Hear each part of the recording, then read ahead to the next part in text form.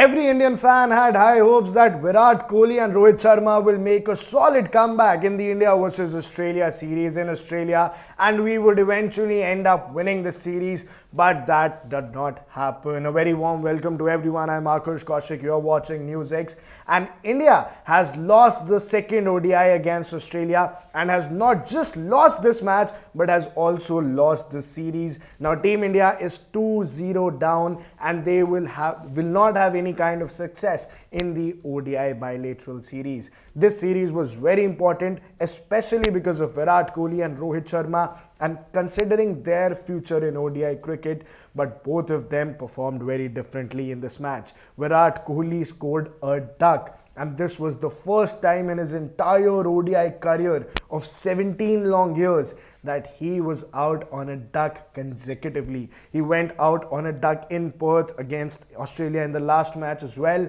and he went for a duck in this match as well. Well, let me tell you about whatever happened in this match. Let me brief you about all the highlights, and then I'll tell you what might be the future of Rohit Sharma and Virat Kohli after the match that has happened, and what will be the playing conditions in Sydney. First of all, India lost the toss. India has lost 17 consecutive tosses.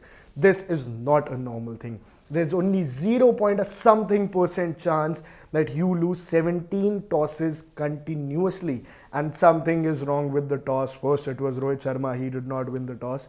Now Shubman Gill hasn't won the toss either in the two matches he has captained. So India went out to bat first. Rohit Sharma and Shubman Gill opened the innings. Shubman Gill was out. Shubman Gill was, very beautifully caught by Mitchell Marsh, and Xavier Bartlett got his wicket. Then you had Kohli against Xavier Bartlett, a beautiful in-swinger, and Virat Kohli got out. So Bartlett put India under pressure, but then came Rohit and Shreyas Iyer's partnership. Shreyas Iyer consolidated the innings while Rohit Sharma was also looking in fine touch. Rohit scored 73 out of 97 with 7 fours and 2 sixes, whereas Shreyas Iyer scored 61 with 70 out of 77 balls with 7 fours. But the problem was they could not make this innings bigger. Akshar Patel was promoted and sent up the order. He scored a very decent 44 out of 41, and he was the only one out of the Indian batting lineup to score above the strike rate of 100 and score more than 30 runs obviously. Then Akshar Patel, then KL Rahul went for 11. Washington Sundar couldn't perform that well. Nitish Reddy departed for 8. It was just his second one-day international, but Harshit Rana went into the end and scored 24 runs out of 18 balls, tried to finish things off for India, but India still managed to go to 264 for the loss of 9 wickets. It was a decent total, 20 to 30 runs per score, because the average winning total at Adelaide was 300. They were short of the runs, but still the bowlers did not do very well. Well, Mitchell Marsh and Travis Head came out to open. They did get off to a bit of shaky start. Mitchell Marsh was bowled by Harshdeep Singh, and Travis Head, Harshit Rana got Travis Head at just 28 runs. But then came Matthew Short and Renishaw. A 74-run knock by Matthew Shaw with 4 fours and 2 sixes actually defined this innings. Then again, Renishaw scored a quick 30 runs. But you know what was different between Indian and Australian batting? Australian batting was consistent. Matthew Shaw performed, Renishaw performed. Then Copper Connolly came, and he scored a very important 61 runs out of those 53 balls with 5 fours and 1 6. And he was actually the one who turned the match around. Then even Mitchell Owen, he scored 36 out of 23, hit those 3 humongous sixes, and completely put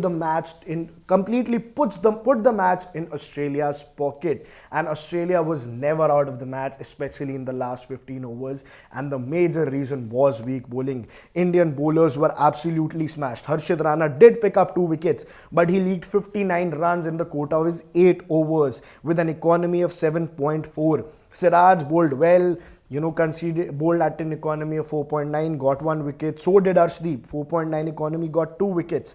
But again, Nitish Reddy was not of much use. He leaked 24 runs in the 3 overs he had. Akshar Patel was very handy, 52. Again, 52 out of the 10 overs quota. Washington Sundar picked up 2 wickets and leaked only 37 runs. So Washington Sundar was a good pick. But what about Kuldeep Yadav? Why was he dropped? And now don't you think that the bowling needs to be more settled? So India has lost this series 2-0 and they would want to win and at least leave with certain respect in Sydney where the next match is happening. But the bigger question is with Rohit and Virat Kohli be there, and I do feel that both of these players will be given one more chance and Virat Kohli would not end up having another duck there. I think a bigger knock for Virat Kohli is waiting at Sydney and all of the Indian fans are. But this might also be the last chance for King Kohli. For more such videos, subscribe to the NewsX YouTube channel, hit the bell icon.